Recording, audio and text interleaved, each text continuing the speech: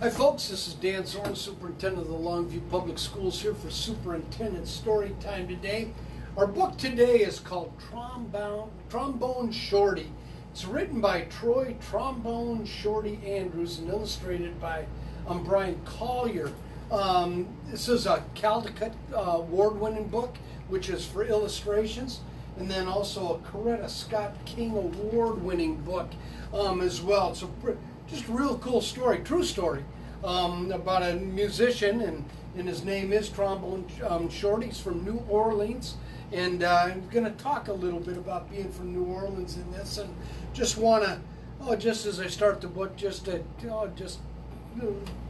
thinking about the people down in Louisiana today, and and all that they're going through with the hurricane, and it didn't quite hit New Orleans real hard, but it's it's had quite an impact on that Gulf Coast. So our hearts go out to the people down in Louisiana as they're working through that tragedy right now. So, but this is a story again. It's called Trombone Shorty. Where are you at? Where are you at? We have our own way of living down here in New Orleans, and our own way of talking too. And that's what we like to say when we want to tell a friend hello. So, where are you at?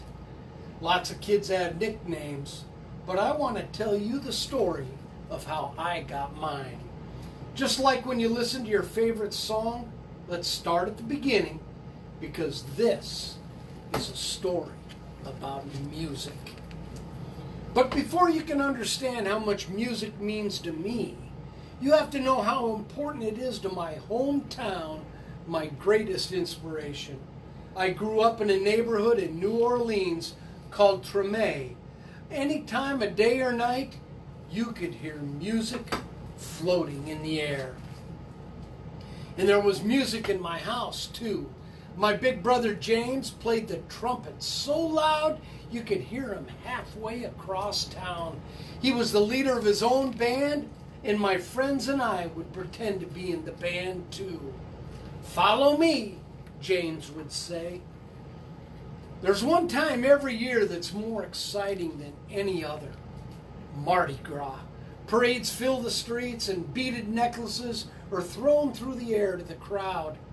I love the brass bands with their own trumpets, trombones, saxophones, and the biggest brass instrument of them all, the tuba, which rested over the musician's head like an elephant's trunk. "Where are you at? Where are you at?" the musicians would call. All day long I could see brass bands paraded by my house while my neighbors danced along. I loved these parades during Mardi Gras because they made everyone forget about their troubles for a little while. People don't have a lot of money in Trombone, but we always had a lot of music. I listened to all these sounds and mix them together just like how we make our food. We take one big pot and throw in sausage, crab, shrimp, chicken, vegetables, rice, whatever's in the kitchen, and stir it all together and let it cook.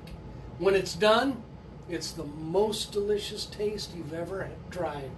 We call it gumbo, and that's what I wanted my music to sound like.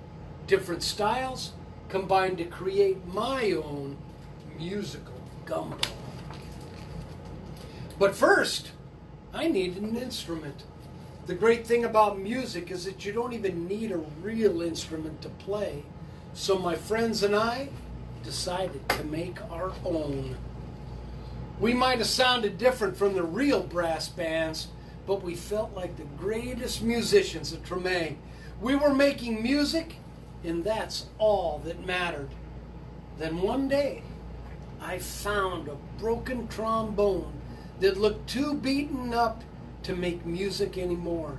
It didn't sound perfect, but finally, with a real instrument in my hand, I was ready to play.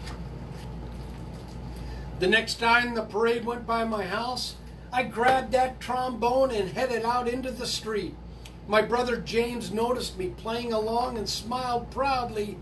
"Trombone Shorty," he called out, because the instrument was twice my size.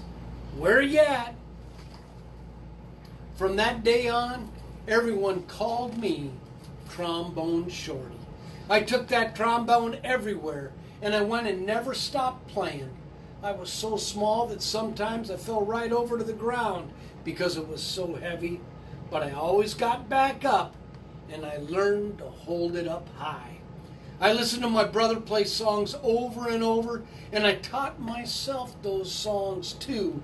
I practiced day and night, and sometimes I fell asleep with my trombone in my hands. One day my mom surprised me with tickets to the New Orleans Jazz and Heritage Festival, the best and biggest music festival in town. We went to see Bo Diddley, who my mom said was one of the most important musicians of all time. As I watched him on stage, I raised my trombone to my lips and started to play along. He stopped his band in the middle of the song and asked the crowd, "Who's that playing out there?" Everyone started pointing, but Bo Diddley couldn't see me because I was the smallest one in the place.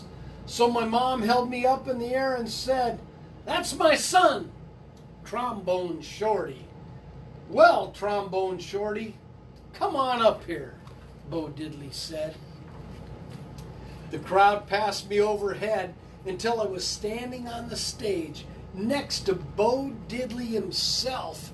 I walked right up to the microphone and held my trombone high up in the air, ready to blow.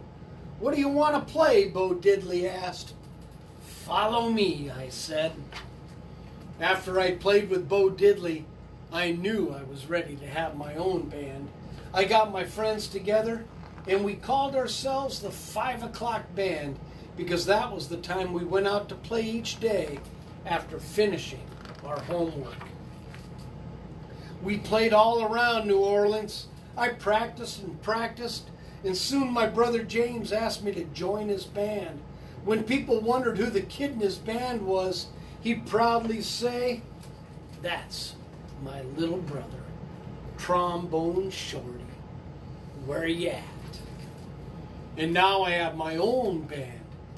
We're called Trombone Shorty in Orleans Avenue, named after a street in Tremé. I've played all around the world, but I always come back to New Orleans.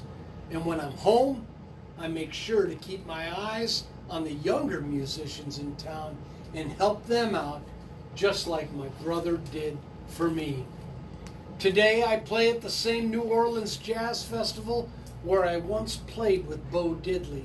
And when the performance ends, I lead a parade of musicians around just like I used to do in the streets of Tremé with my friends.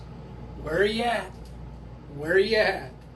I still keep my trombone in my hands, and I will never let it go.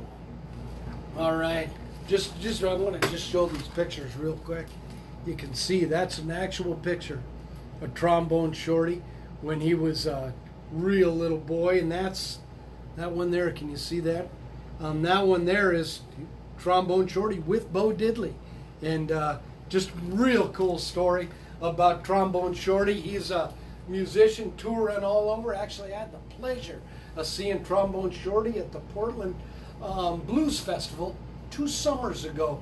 It was just a real cool experience. So there you have it. That's Trombone Shorty, written by Troy Trombone Shorty Andrews. This is Dan Zorn, Superintendent of the Longview Public Schools, where literacy is the most important thing we do.